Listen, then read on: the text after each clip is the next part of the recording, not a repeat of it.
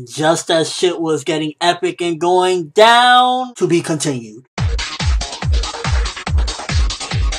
Alright, so this week's episode, flat out, I gotta say it straight up and down, keep it 100% legit with you guys. For the most part, this episode felt very fluffish. It felt as though, like, I didn't really personally care, and that's me. Maybe you think differently, maybe you found this amazing, but I didn't care to see Ikalgo driving around and taking his road test, is what it felt like for a good chunk of the episode with the narration. It just wasn't cutting the mustard. We did get a little bit in certain aspects in the beginning, and to be honest with you, I feel as though the best part of the episode was probably the last 5 minutes or so, where it was setting up for now Killua versus Youpi, because aside from that, it was like, you got all this mystery going on in the beginning as far as Ikalgo and pretty much him finding a little bit more about Palm and how pretty much Palm might be dead based on that message. So you got a little bit more hints as to Palm's fate, that she's probably dead at this point. But aside from that, it just felt very fluffish. It really did. It was like, I personally didn't care to see a good 10 minutes or so of Ikalgo driving. Now, when Bravado stopped him, yeah, that needed to be a path that needed to be crossed because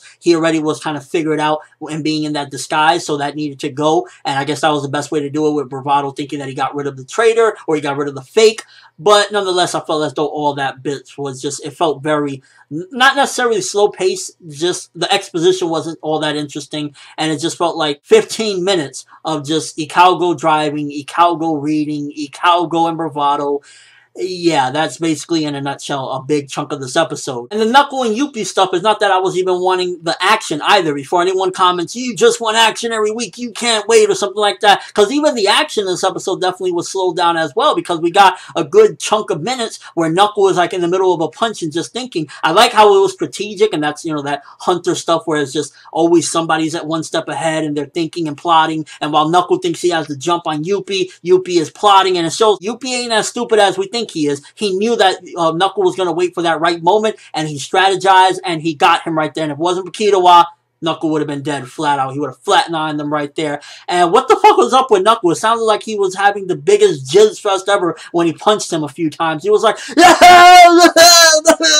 chill, bro. Just chill. So even the fighting was a bit slow in this one, and I guess the best thing of it was that it was a good setup at the very end, with Killua coming in looking like he's about to destroy him.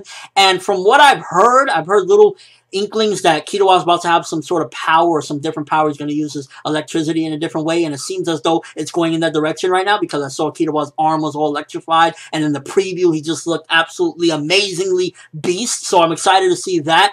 And in a nutshell, the episode, the best bit of the episode, and where the episode I felt as though gave the most, was the end, when it started setting things up. And it's not necessarily even the action, it was just giving you a little bit of that intensity, a little bit of exposition into the character of Youpi, how smart he is, and as well as putting a little bit more of the relationship of Knuckle and Shoot into perspective, that he didn't realize that he's become a good friend to him, and I guess facing death together many times really reinforced that relationship. But in a nutshell, that's really it. We got a little bit more hints as to Palm's fate. She's probably dead. We got the disguise of Ikalgo is gone.